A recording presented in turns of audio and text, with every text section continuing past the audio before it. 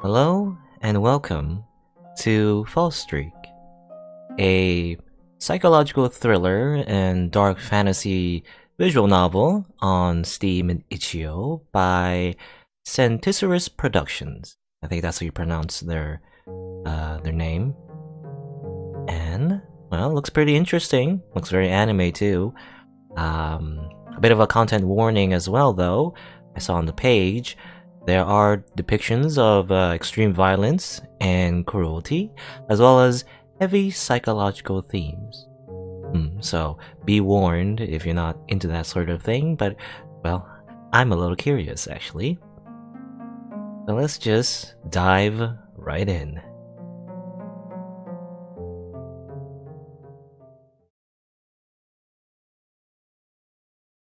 Peering down from the sky above, a golden eye strains to remain open as sleep tugs at its eyelids. A solitary house lies draped in its fading warmth, nestled in the land like an egg waiting to hatch. At its side stands a weathered old tree. The swing that hangs from it rests in utter stillness, lacking any wind to stir it.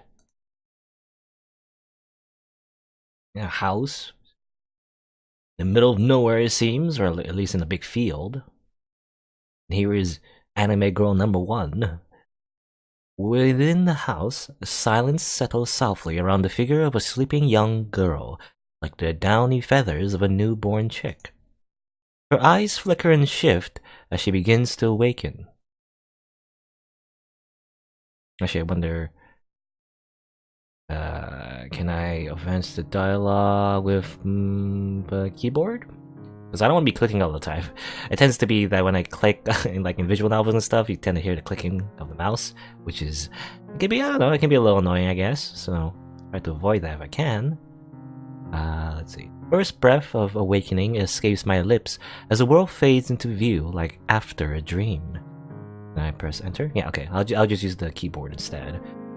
I'll put the mouse. Or can I just put the mouse somewhere else? Yeah, like that. The mouse has disappeared. A ceiling different from the one that belonged to my bedroom could be seen, dappled in golden light. I see, upon falling asleep, I had returned to this place. The timeless realm that existed somewhere between the waking world and the world of dreams, a place where one never went hungry and the sun never moved from its spot in the sky. A world of dreams. Once again, I was back at that place. Okay. Adelis? How do you say it? Adelis.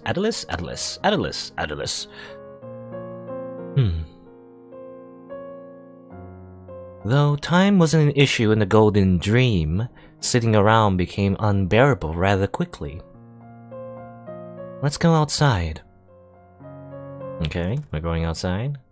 Are we Adelis or are we someone else? Or I don't know how to pronounce it. You know what? I'm gonna look at it. I always have trouble pronouncing certain words, especially names.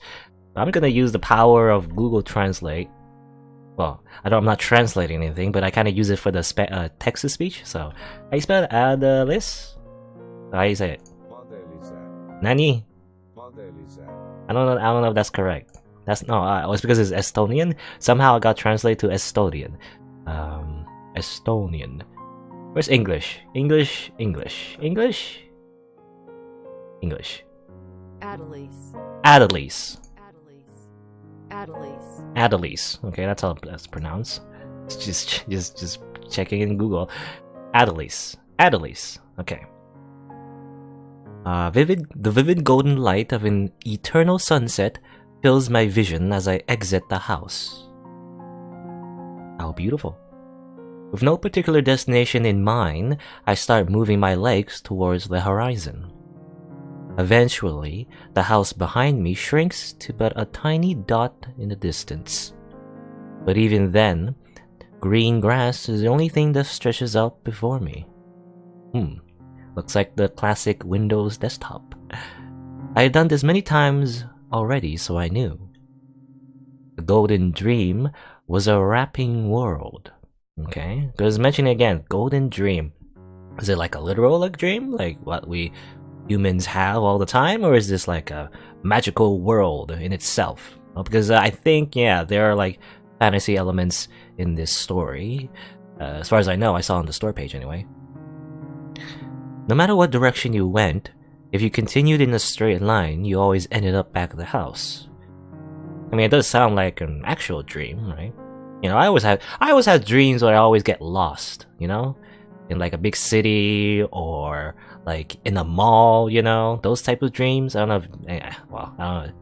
Other people probably have similar types of dreams, but I vividly always remember getting lost for some reason. Probably some, I don't know. It's probably because I'm horrible with directions. So maybe that's why I always have that pseudo nightmare. It's not much of a nightmare. It's not like I'm horrified during the dream. It's more so just like a tinge of anxiety all the time when I have those types of dreams of getting lost. Anyway, isolated and closed off. It wasn't wrong to think of the Golden Dream as a prison. Is Adelise imprisoned in this golden dream? But if so, the waking world of Socotrine was just as much of a prison. It's going to be a hassle to walk a full loop back around to the house. Oh, you're here. A presence had appeared at my side during my aimless wandering. Though calling it a presence was a bit of a stretch, seeing as how I couldn't see, hear, or touch it. How then did I know it was there? Well, let's just say there's a lot of things that don't make sense in this place. Again, like dreams. Good evening, Tubby. Tubby, a childish name I had given the immaterial being a long time ago upon noticing it for the first time. Since Tubby didn't exactly have much to work with in terms of characteristics, I had never been able to come up with a better name. Oh well, you like the name Tubby, don't you? Though Tubby appeared at my side during my stays in the Golden Dream every now and then, it was hard to say it offered much in the form of company. Yeah, I mean, you can't see it, you can't hear it, you can't touch it. Like an imaginary friend, really. Though, there are things I can only do when you're around. Lowering myself to the grass, I start to visualize a bicycle in my head. I try conceptualizing every aspect of the bike that I can, from its metal frame to its air-filled tires. I even go to the extra mile and imagine a cute little bell perched on the handlebars. I guess when Tubby is around, you can use your dream powers? I mean, that's sort of like lucid dreaming, isn't it? Where you try to think of the thing that you want in your dreams and then you get it, right? Lucid dreaming. Or at least when you're aware that you're dreaming, which is not always the case. Unless, I don't know, I guess there are strategies to lucid dream. I don't know if I ever had a lucid dream before. I don't think so. Because, you know, I don't know if anyone has the same experience, but whenever I notice that I'm in a dream when I'm sleeping, right? Like, the dream ends, is the thing. I never actually get to do any kind of lucid dreaming, I don't know. At least, normally. Concentrating deeply, I shut my eyes. With a slow inhale, I bring my contemplation on the image to a peak. Exhale. Upon opening my eyes, I find the very bicycle I envisioned standing before me, as if it had been there all along. Oh, how convenient. Wow, it came out pretty nice. Let's give it a go. I try mounting the bike, but the poor contraption immediately falls apart under my weight, sending me plummeting to the ground with a heroic faceplant. A heroic faceplant? What does that look like? Ow! I don't know why, but whenever Tubby is with me, tinkering around with the fabric of the world becomes possible. There are limits to what I can do, though. Anything I try to instantiate possesses complete fidelity to my vision, so complications arise if I don't truly understand what I'm trying to conceive. Though I understood the general theory behind how a bike worked, when you get down to the nitty-gritties, it's a complex machine that requires many parts to work together in harmony to perform its function. Yeah, I mean, you know, it's kind of hard. Yeah, you can imagine like normal everyday objects, but do you really know what's inside those objects in the first place and how it really works? You know, I'm thinking like a computer. You know, well, I guess the layman doesn't really know the computer parts. But if you've ever been around a computer, you see all the parts that you can put in the computer, like puzzle pieces. But do you really understand the circuitry behind it, or how everything all connects and how it makes like, I don't know, like audio and video on the monitor, that sort of thing? I wouldn't be able to imagine that, right? Unless you're like a computer technician, I guess. Oh well. Not planning on being a bicycle mechanic when I grow up anyways. Disheartened, I detached the bell from the broken down bike and give it a ring as I resume my journey on foot. But it only creates a dull and pitiful sound like clapping wood before crumbling to dust in my hand. Well, it looks like we can cross building bells off our list of ambitions dreams as well. Too bad. Upon returning to the house, I stop and ponder the motionless swing under the tree. Several hours had probably already passed. Well, not that it really mattered. Yeah, time doesn't pass in the Golden Dream. Before I knew it, the tree was creaking and groaning overhead like a grandpa cajoled into giving a kid a piggyback ride. As I sway through the air, my thoughts stray onto a peculiar avenue. I wonder if God has woes. The nature and veracity of such an existence aside, it was the implication of being all-knowing that interested me. Omniscience? Omniscience? I actually don't know how to say that word. Omniscience? Because there's another word, omniscient is also another word, but you know, sometimes I hate English because when you divide the words here, it's like omniscience. But that's not correct. You don't say science. You say omniscience. Omniscience. I'm gonna say omniscience. In a way, it could be said I possessed a certain degree of it when I came to the Golden Dream. Do you know that you're in a visual novel? That would be true omniscience or I don't know.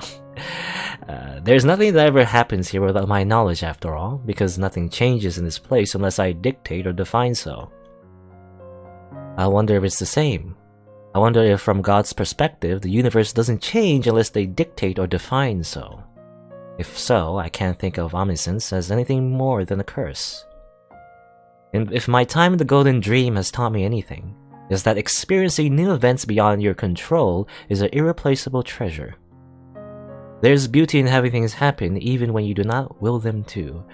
You know, actually, this is a bit of a tangent, but again, but this actually reminds me of, like, funnily enough, not Persona, but something related. What was it? Shin Megami Tensei, the third one, was it Nocturne? Yeah, Shin Megami Tensei Nocturne. Okay, well, this is kind of spoilers. But it is touched upon, the idea that you're isolated from the world and you have complete control over it. But when you think about it, that's kind of boring, you know? Because then nothing happens without you knowing, so nothing new happens, you know? And even if you can imagine the most creative things in the world, it's all part of your own head, of your own brain. Never like another person, right?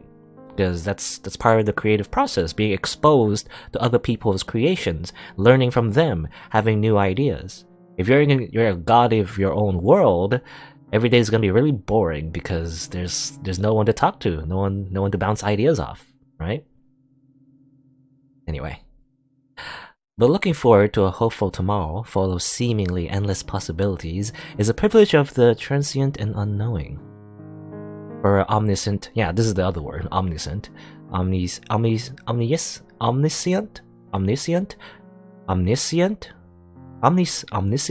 BA, nothing is random, nothing is unexpected, and nothing is unknown. Okay.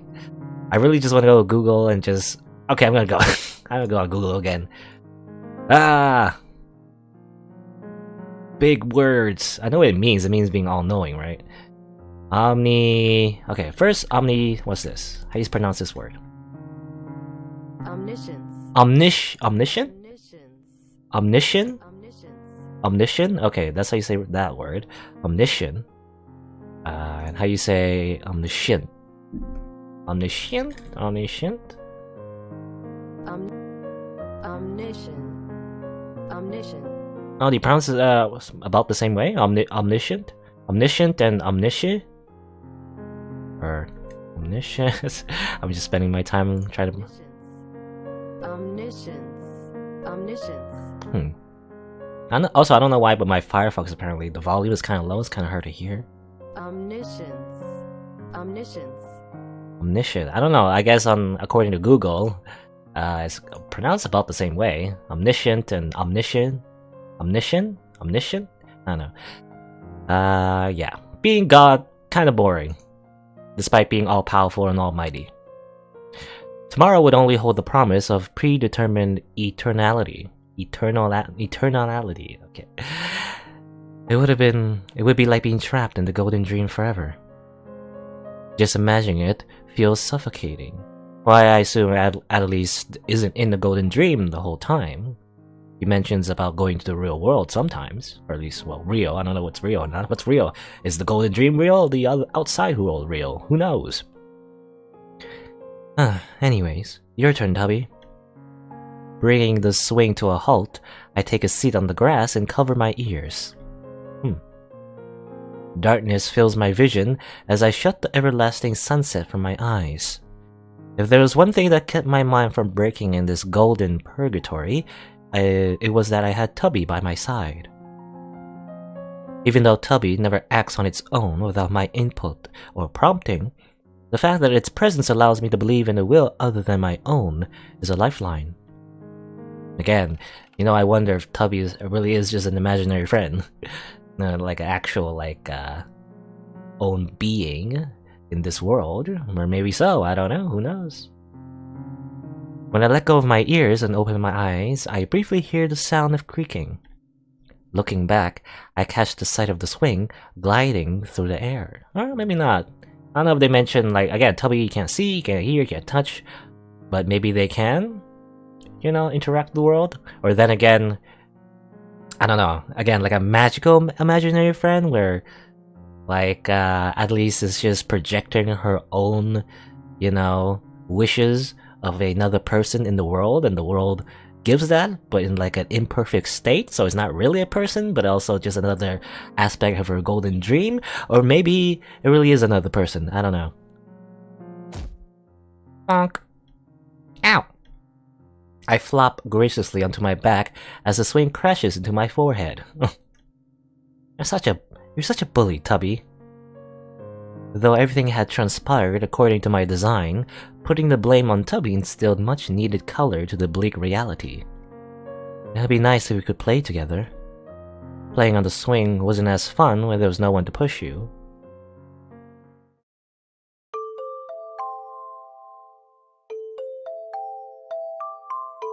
A model of space and a big library. I always end up finding myself here, don't I? My cradle and my cage. The Celestial Library.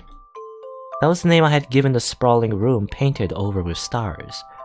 Are we still in the golden dream, or... I wonder... There are, other characters in this game, I believe. So, I wonder... Are we always gonna be Adelise, or gonna be other people? Anyway. Space was distorted in several rooms in the golden dream, but it was only here that it felt like the heavens itself were spreading out before you. Okay, so we're still in the whole golden dream. And we're still Adelise. What should I read today? Books that couldn't be found in the waking world, and books that spoke of the universe beyond Socotrine's closed realm. There was nothing in this garden of knowledge I had left unread. But it wasn't like I had anything else to do. Picking out the book at random, I settled down in a comfy alcove on the second floor. Okay, well actually, what did you say? What did you say? Beyond Socotrine's closed realm. Apparently, Adelise has read every single book in this library. I mean, that's a lot of books. That's a lot of time that she spent reading the books. So maybe, I don't know, either that she read all the books or it contains the knowledge she already knows. Maybe that's what she means. Go ahead and read too, Tubby.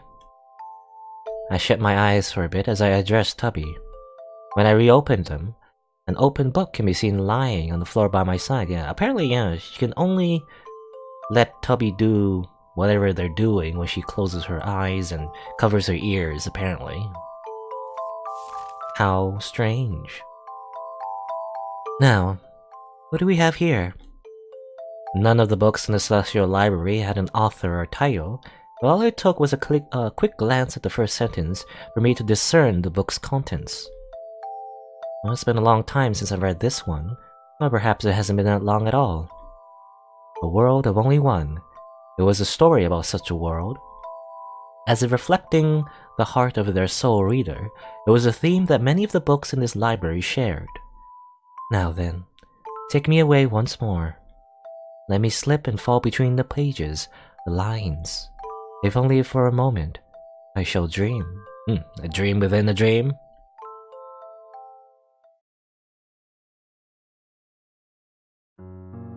Okay, so I assume this is the story that she's quote-unquote reading, or I don't know. She's like in the book, I guess, in the story. Experiencing it in, I don't know, is she like experiencing it as the character in the book, or, well, I guess we'll find out. Once upon a time, there was a world that had lost all but one to time, okay? A lone girl who did not know the warmth of others, yet longed for it still. One day, she beheld her reflection in the water and had a thought. If the person on the other side were to come over here, I would no longer be alone. It was a simple and childish wish, yet the girl poured her everything into that wish. Seconds, minutes, hours, days, months, years, decades, centuries, millennium. The girl created many selves as time tick-tocked away. One made of wood, one made of clay, one made of porcelain, and one made of plastic. She crafted those selves without end. Yeah, it looks like looking at the picture. Well, we're looking at this new character here. You can see, like, well, supposedly this is like a normal hand, but we can see over there on the other side, it looks like those are doll hands. That's a doll, I think, maybe? Yeah, dolls that were her very splitting image that even moved as she might. Yet it was not enough for the girl. For while the dolls could move, it was only when she manipulated them to do so. A self that had their own thoughts and moved of their own will, the girl labored without end to bring such a self into the world. Well, you can draw some parallels here with Atlas's situation. A girl in an isolated world trying to create another self, something like Tubby maybe? Until at last, she was finally able to fulfill her wish. A beautiful doll created in the girl's own image and dressed in the trim of 7 colors. Oh, is there actually 7 colors? Let's see. 1, 2, 3, 4, 5, 6, 7. Well, let's just say at least 7. Upon seeing its eyes open for the first time, the girl voiced the first greeting in her life. Hello, dear dreamer. However, the doll could only stare in silence, for it did not know of words. So the girl smiled, deeply and widely from the bottom of her heart. For even if the doll did not know of words, it should know of smiles. That was what the girl thought, or rather, wished for. You must have so many questions. So let me show you. You're not the nil, my all fulfilled. Taking the doll's hands in hers, the girl turned to the water's surface, where 2 reflections rippled like a turning of a tale's pages, the jostling of an unappended bookmark. Myself, monochrome, of 7 colors. I am you, you are me. The puppet, the puppeteer, no more. I am you, and you are me. Words spoken with a smile. They carried meaning the doll could not grasp. Yet somehow, the doll felt it understood. This beautiful world I've always longed to share with someone. Won't you come and play with me? The world had not changed by the doll entering it. Yet to the girl, it felt like the world she had known for time immemorial had been reborn. It was a life the girl had only been able to dream of. She showed the doll many things, teaching it and blessing it with old experiences made new. Laughing, playing, they collected precious treasures together. Memories, dreams. The two held them in their hands. Warm little stones plucked from the sky and placed in a bucket of water and sand.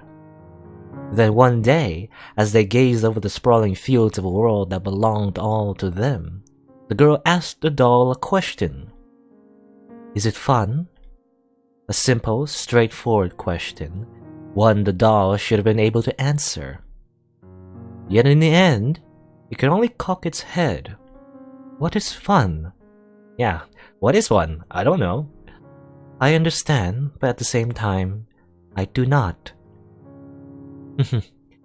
That answer is good enough for me. Is it? Yes. The reason you're not sure what fun is because it's all you know. Having never felt its absence, you're unable to fully grasp its presence. Winter's bites gives form to summer's lights. The cold of night brings the sun bold and bright. Oh, I think I get it. The girl's words made the doll wonder about something. Will you show me unfun things as well? Of course. It's important to experience all the colors of life. Even sadness is a necessary sweet pain, because it lets you know what happiness is, right? You gotta feel the full spectrum of emotions to be truly human, I guess. It's not enough to just be happy. Oh yeah, if you're happy all the time, then that's just your baseline. Then when you think about it, there's not gonna be any kind of like peaks or troughs. Or how you say that? Trolls? Trolls, peaks and trolls, ups and downs of life. If all you have are ups, then do you really have ups? Not really. It's just a flat line. Even if one knows the utmost of happiness, it is but a hollow construct in a vacuum if not complemented or contrasted by the other colors of life. Hollow. I wonder if this doll is hollow, like physically speaking. A coin with only one side is meaningless. Coins only have definition and value because they have two sides that can be judged and relative to each other. You can't flip a coin and call heads or tails if there's only one side, can you? A coin with one side? I'm trying to imagine that physically, and that's not possible, but then again, you could just not have something on the other side. I don't know. You can't. The girl giggled when the doll nodded in understanding. Though she was playful like this, she was very wise.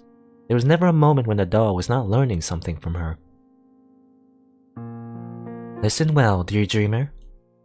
A monochrome happiness has no value.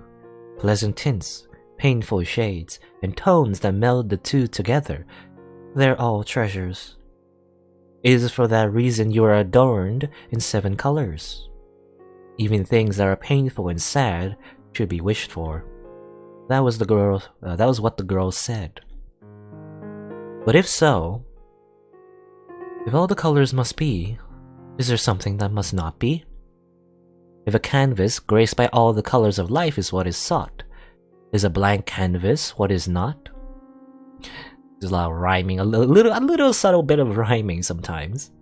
It's kind of interesting. As if reading the doll's thoughts, the girl shook her head. A canvas that is blank can simply be painted over. No. What must not be allowed is a canvas that is never shared. Something changed about the girl at that moment. Yes, no matter how many canvases teeming with color you paint, if they are now shared, they are never truly complete. A voice that had always been full of brightness and warmth was now dyed a cold and distant shade. Did you know, dear dreamer? No matter how much you wish to, I can't create a story. Because a story is a world, and the minimum amount of people required to create a world is 2. A writer can pen enough books to circle the horizon, but without a reader, a story can never be born of it. Without a reader, a book is nothing but a one-sided coin. No matter how much the author wishes for it, no matter how much they pour their soul into it, a story cannot be realized alone. Bitterness, frustration, sorrow, and despair was an expression the girl had never shown the doll before. The image of a stranger and someone familiar overlapped, making the doll afraid to reach out. Reach out, yeah. But more than anything, it did not want to see the girl make such a face. So it spoke up, giving voice to its deepest desire. If it takes two people to create a world, then let me be that second person. Let me be your other half. The doll wanted to see the girl smile again, because without it, it was lost. Please, I don't know what I can do, but I want to help you. Won't you let me?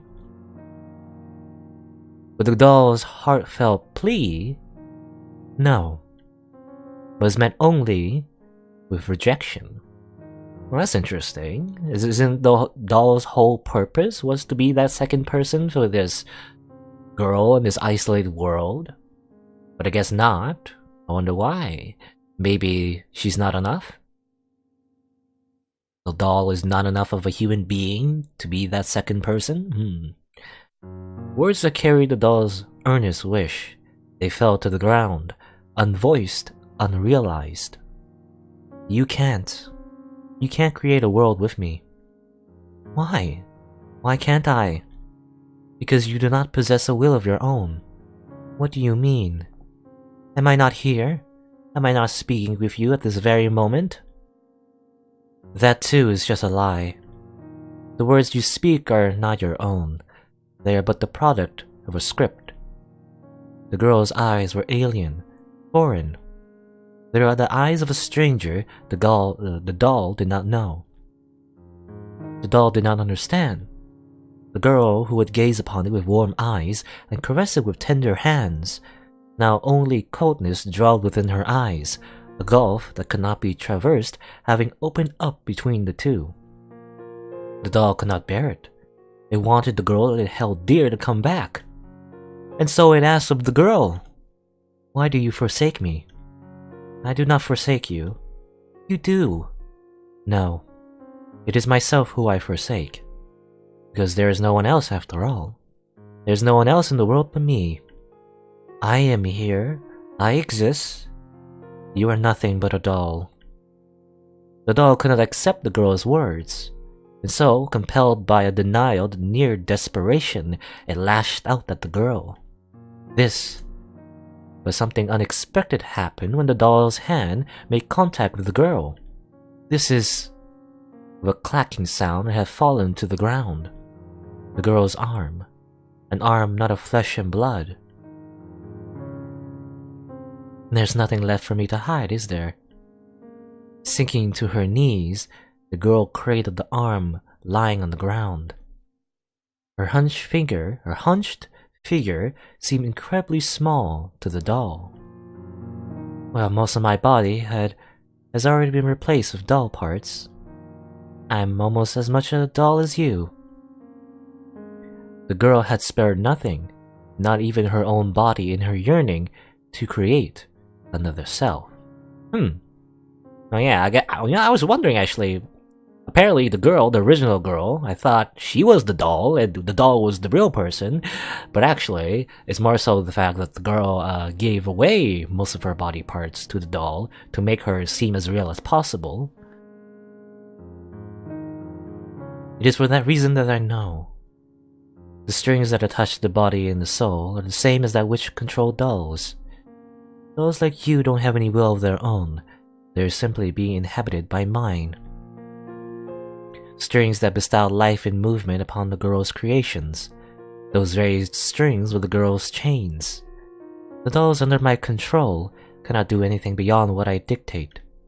Even when I laugh, cry, and sing, those actions never stop being my own. Even you, dear dreamer, you cannot move unless I command it. You are incapable of disobeying the script I write for you. But most importantly, you are incapable of writing your own script. The doll did not know what to say, did not know how to feel. Perhaps it was shock. Perhaps It was because the girl had not yet determined what the girl might feel or say, or what the doll might feel or say. You understand now, don't you? Why you can't create a world with me? Because I am you, and you're me.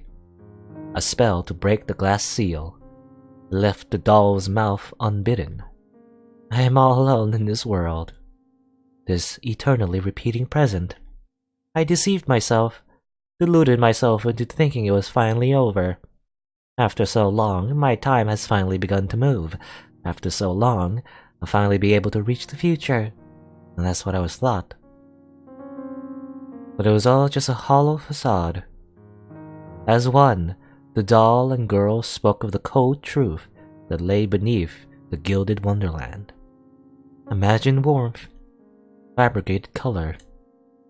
In the end, I'm nothing but a lonely girl plagued with dolls by herself. Something wet and clear began to stream down the girl's face. It was proof that she was human, proof that she was alive. And as the doll could not do the same, it was proof she was the only one in the world. A world like this, I don't need it anymore. I can't bear it anymore. A world of only one that continued to turn fruitlessly like a broken cog. I'm tired of it. So tired. I just want to rest now. So last thing I will have you do, dear dreamer, is to end this life of mine. At that moment it extended from the doll's arm, a terribly cold denial and affirmation wrought with steel. The key is already in the silver lock. All that's left to do is turn it. With mechanical steps, the doll marched forward, just as the girl directed, just as her will desired. In the end, I knew exactly what I was doing, didn't I? The reason that I created you was to free me from this unending dream. As if guided by invisible strings, the doll's body moved forth. One step, two, the doll advanced towards the girl, tensing, rotating its arm. Now then, this dream that has gone on for far too long, it's time to wake up. With arms spread wide, the girl welcomed the doll into her chest, bracing it sweetly, tenderly, as the doll's 7 colors turned to one. Red, the colorful canvas. Red, the monochrome canvas. Vibrant, vacant, it became overwhelmed with a singular hue. So dark, so cold. Is this death? It's scary, isn't it, dear dreamer?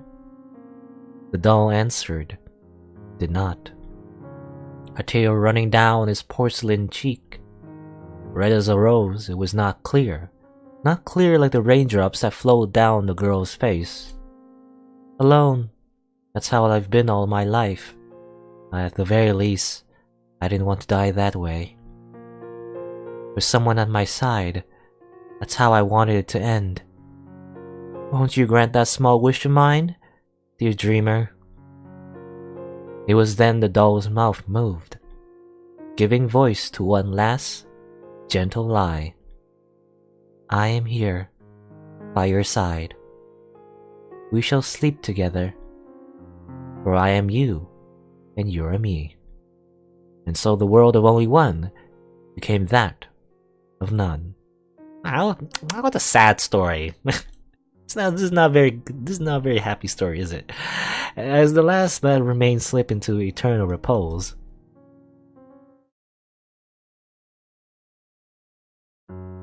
Well, I don't know that's foreshadowing to what's gonna happen to Adlise in this world of only one. Again, I think she mentioned that this golden dream she could leave anytime she wants, right? Hopefully, because otherwise she's stuck here. She might become that of the girl and the doll. That wouldn't be nice. That would be horrible, actually. When I come to, I find myself lying on a bed. Even before I opened my eyes, though, I knew. Still here, huh? Curling into a loose ball, I find the book I had picked up by my side. I run my fingers across the book's nameless binding. Its blank roughness corresponds. A world where nothing is unexpected, and everything is defined by you. A universe of only one. I wonder, what if people were to God as dolls were to the girl? Dolls cannot act on their own, and the puppeteer that controls them can never be ignorant of what they do, because on an intrinsic level, their actions are the puppeteer's. In a similar vein, people can laugh, cry, and sing, but is their laughter and lamentations the product of their free will? Or is it all simply the dictation of an unseen script? Well, I mean, this visual novel has a script, so in a really meta way, yes? All your actions are predetermined at least, you're in a game! A visual novel, oh no! Anyway. Creating an existence other than your own and breathing life into it, loving it with all your heart and giving it your everything. Yet no matter what you do, it will never be able to escape the intrinsic quality of being but an extension of your soul.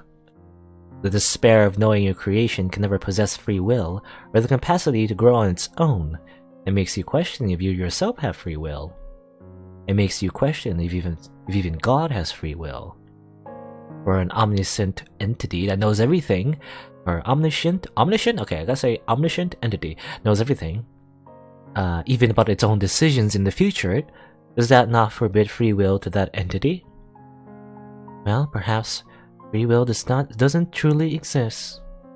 But even then, I think we should believe that it does. What do you think about that, Tubby? Musing to myself, I turned my gaze to the floor next to the bed. The book I had picked up for Tubby in the Celestial Library was laying there, with not a single page turned. Now what are you, a bumpkin? Don't doze out at the mere sight of a book. At least try to read some of it. When I blink and look again, Tubby's book, which had been on the first page, it was suddenly on the last. That was fast. Or rather, maybe not. Maybe they just flipped it to the last. Well, you're not fooling anyone into thinking you read all of that in the blink of an eye. I don't know, a lot of things could be possible in this dream world. Like maybe Tubby has super speed reading powers. I'm quite conscious of the fact that everything in this exchange is merely part of a script I've imagined, but spirited facades like these were important for keeping my sanity intact. I'm just like the girl in the story, aren't I? Now I wonder, maybe you wrote the story? Adelise? It would make sense. Celestial Library? That was your making? Life's most fundamental quality is that it subverts non-existence. Perhaps it could be said that it was life's most intrinsic purpose, to be something rather than nothing. Something, anything that defies nothingness, anything, everything that fills the world with color and movement. It was the base, or was the most base and pure of impetus. A blank canvas must be painted over, no matter what it means. But even the most beautiful canvases are as null as dust if not shared. I heave a heavy sigh as I rest my head on the book. Being left alone here for so long with nothing but your own thoughts, not you. Since I never got tired here and there was no night, the only thing to dictate when I slept was whim. Entry and exit from the golden dream didn't seem to have any rhyme or reason to it. There have been times where I've awakened in the alternative after simply shutting my eyes for a bit. Good evening, Tubby. Mumbling something that wouldn't make sense anywhere else, I began to doze off. As I'm fading away, for some reason I'm struck with an inexplicable conviction that Tubby would make for an amazing pillow. Tubby pillows for sale. Buy one, get one free. No refunds will be issued if for some odd reason your product has no actual physical form.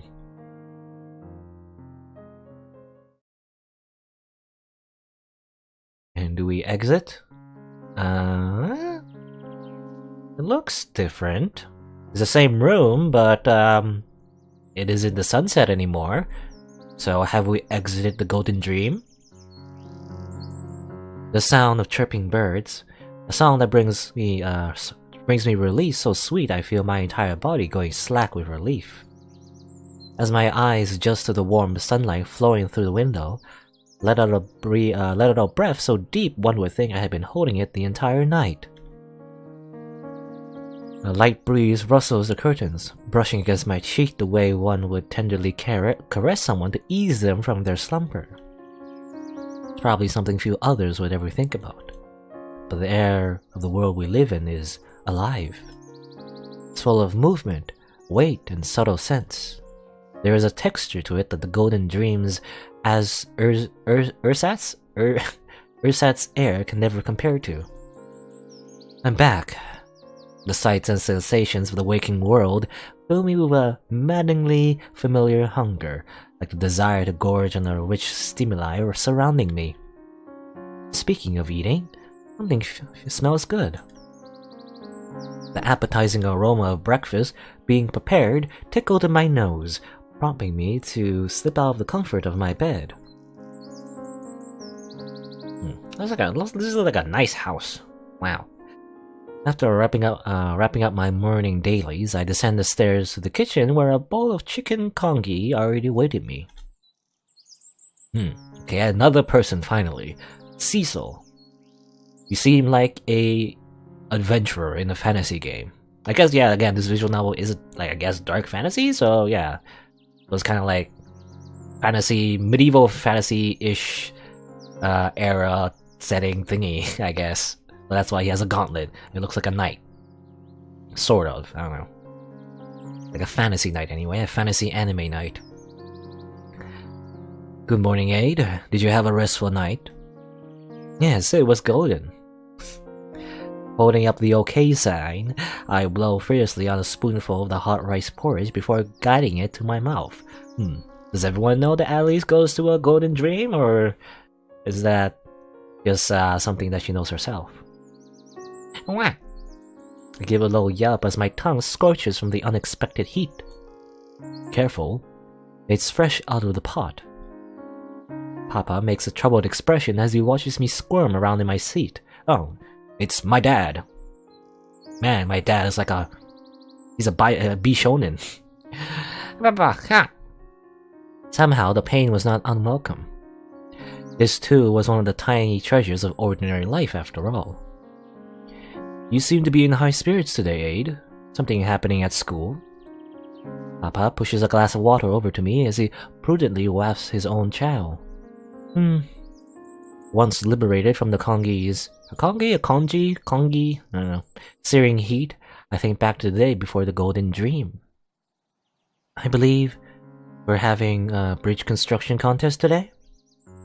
That would explain why you were collecting all those materials last night. Will you be able to carry that all to school, though? Seems a bit heavy. Do you doubt my strength? With a swaggering smile, I flex my legendary textbook-touting biceps. Wow! Please get Nolita to help you. I promptly finish eating my meal at the expense of my tongue's outer layers. Yeah, I'm really bad with like any kind of hot food. Anything that's like slightly too hot, it's like it burns my tongue. Even if I blow on it, it just doesn't work. Usually I'm not too fond of Papa's cooking since he's rather conservative with what he makes. But for some reason his homely chow congee was an exception. Congee? I know what it is. Like it's like, you know, basically rice and water and hot water, like melted together. Like again, like you would like describe it as like porridge, right? Sort of like porridge. After washing up, I retrieve everything I need and go to put on my shoes. Papa follows along to the door to see me off as he always does. It's okay if you don't win the contest, you know. Just try to have fun. And I just noticed actually there's like an oven. It really looks like they got like a modern home, and then our dad is like he's like a fantasy knight. Is this like a weird modern fantasy setting, or is our dad just a big nerd that likes to live action roleplay? Anyway, it's good if you don't win the contest. Just try to have fun. Yeah, have fun. Reaching down, he rubs the side of my head with the pads of his fingers. It was a familiar and comforting sensation, but somehow it made me feel a little lonely. If I don't win, how will I ever realize my long-standing dream of becoming a master bridge builder? As if to escape the lonesome feeling, something facetious escapes my mouth. Well, that's the first I've ever heard such a dream. Papa gives a helpless sigh as he withdraws his hand. Take care, Aid. Stay safe. Bye, Papa. See you later. And wow, I gotta mention the scenery looks nice. You know, the art in this game is pretty nice. I wonder how much of this is actually like real life photographs, you know, and stylized in such a way to make it more in a like anime-ish style, you know, or at least not anime, but like artistic style. Because I know like in a lot of like anime shows, how they make pretty realistic scenery that fits into the world because the characters themselves are like, you know, they're like 2D styled characters, right? You can't just put like realistic photographs behind them because then they'll just make too much of a contrast. So that's why you take pictures of the real world and then you stylize them in such a way that it fits with the world, with the characters, right? So I wonder if that's what they did for the scenery in this visual novel, because I actually like that style. I know that an anime called Non Biyori, I think they do it quite well. That kind of like style. They like just take pictures of the real world and just stylize it into the anime. Pretty cool. Or maybe not like take pictures, but like maybe like trace the pictures, like draw them on their own, right, as well. But yeah, quite beautiful.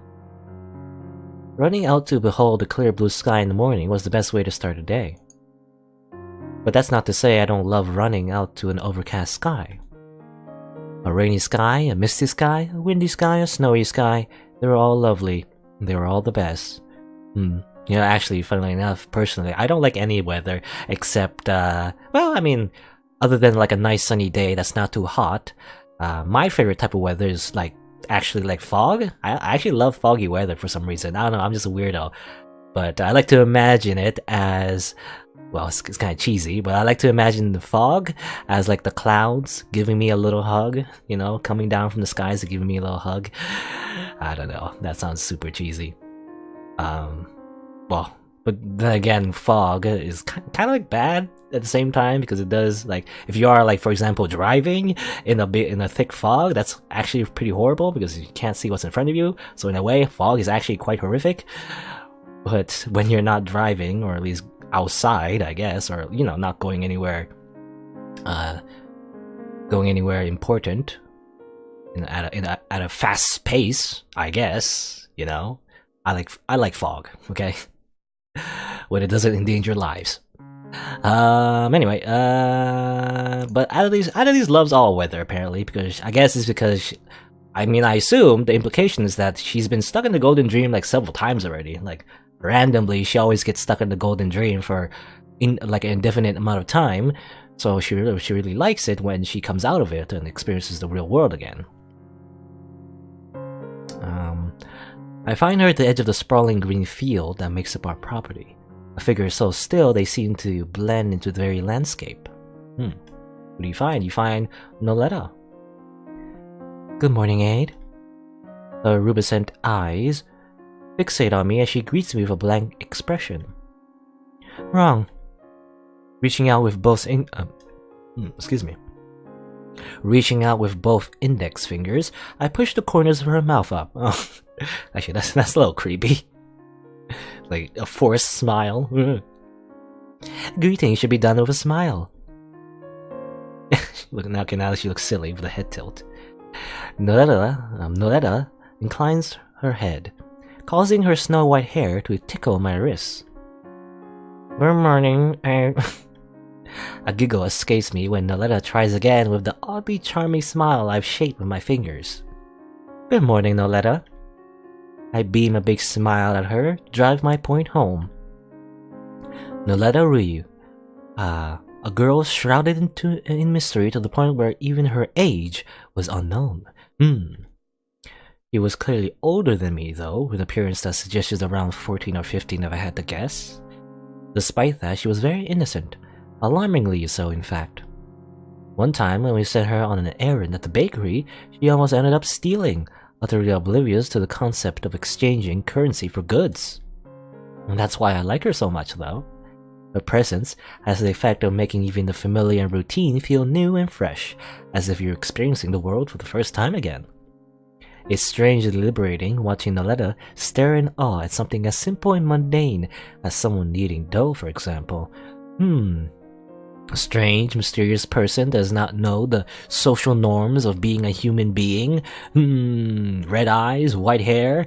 I wonder, well, probably some sort of supernatural creature of some sort that has now since been integrated into human society very recently, if I had to guess. Or maybe she just lost her memories. I don't know. Could be many things.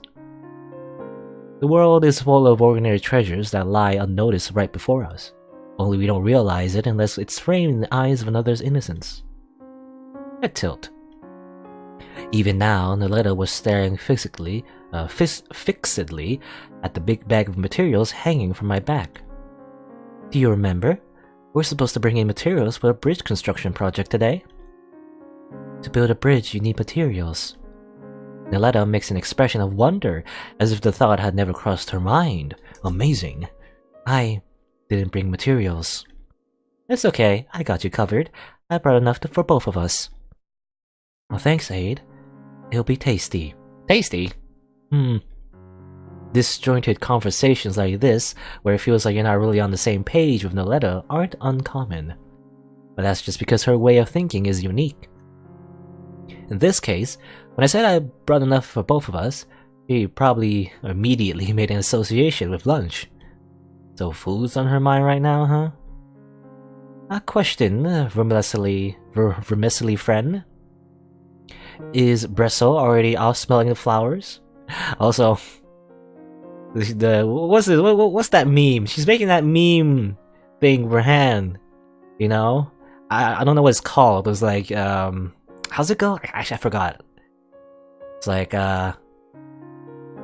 why... I can't make the meme on the spot, but she's making the meme thing, okay? She's making the meme expression. Like, she has like a really, really great idea. Like, literally, like, with its literal meaning. But it's, like, it's actually a really bad idea. Anyway, I should probably stop explaining memes. I'm really bad at explaining stuff. Anyway.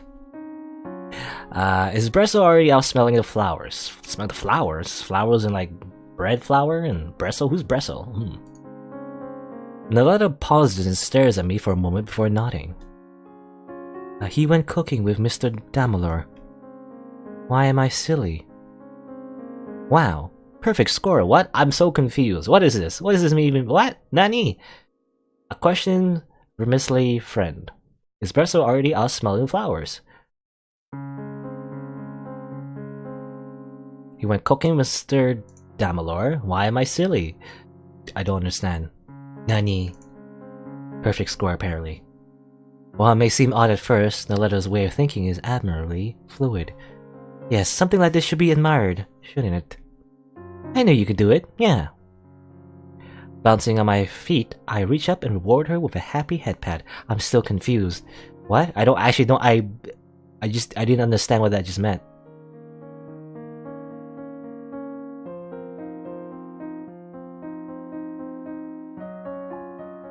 Is Bresso already out smelling the flowers? I smell the flowers. Is that a pun? You know, smelling the flowers, but also flowers and like the plant, also flowers and the wheat. I'm confused with this like exchange, but I guess that makes sense. Noletta is a very confusing person. I'm just gonna let it go, cause it's fine. It's fine. Just head pat. Just give a head pat. Pat, pat, pat. Though it is slight, my praise draws a smile from her. Playing with Noletta is the best. It's fun going along with her train of thoughts. I can't follow it. I don't know how you do it, at least. I'm already thoroughly confused. Anyhow, Bresso was Noletta's older brother. Okay, it's okay. Now, give me some context. Bresso was, Oni-chan. Both the Rui siblings were quite unversed in the world for their age. Something I've wondered about ever since they came to reside on our property around a year ago. Okay, let's go meet up with the flowers. with the others. Was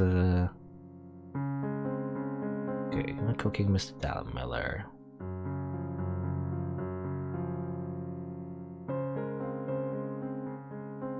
Okay, I gotta stop. I'm trying to still understand that little exchange there. His brother went off smelling flour, so like he's cooking with Mr. Dabbler. This is the true mystery of understanding Noletta is the true mystery of this game. Anyway. Yeah, and apparently, yeah, she has a brother. Her brother's also unversed in the world. Again, my theory that they're supernatural beings that haven't been humans for, like, a long time. Let's go meet with the others. I often think about it, though. Noletta's in a lower, effective grade than me, despite being a fair deal older. It's true that my physical age reflects little due to the time I spent in the Golden Dream. Yeah, okay, that's not interesting. So we get a little context there, or at least an implication, that at least I spent a very long time in the Golden Dream, and apparently she remembers all of it, you know, unlike normal dreams, like normal, like, you know, real life dreams, you forget the dreams that you had. In particular, you know, because human beings have like sleep cycles, we actually dream like we dream a lot actually, like multiple times when we sleep, but we forget most of it, and really we, for the most part, usually remember the last part of our final dream before waking up a little bit, but even that we sometimes always forget anyway. But apparently at least remembers all of it, which makes me wonder, maybe she's a lot older mentally than she is physically. I guess that's the implication. Though I wonder, well, how much experience can you have in the Golden Dream, right? How much of a more wise person can you be in the Golden Dream? It's just a world by yourself, right? You're not really experiencing the outside world. So it's like, is she like mentally older than her physical self, or is that just a you know, just her own personal opinion? Because just because you're like in a dream for a very long time, this is like magical world and whatnot, it doesn't really reflect the experiences you would have in the real life, you know? Well, if I'm ahead of my time because of the Golden Dream, what reason could Noletta be behind hers? I guess a little bit contrast there. I studied Noletta's expressionless profile quietly as I walked by her side. Oh, Lerona? Noletta? Addie? Monica? Is that you? Actually saw her on the store page. I think she also has green eyes as well. She really does like Monica. But I guess Monica is just very like, it's not that unique. And of course, I should have said this before, but Monica from DDLC, Doki Doki Literature Club. Anyway. Anyway, stop. It's not Monica. It's probably a different character, I assume. Because otherwise, what is she doing here in this game?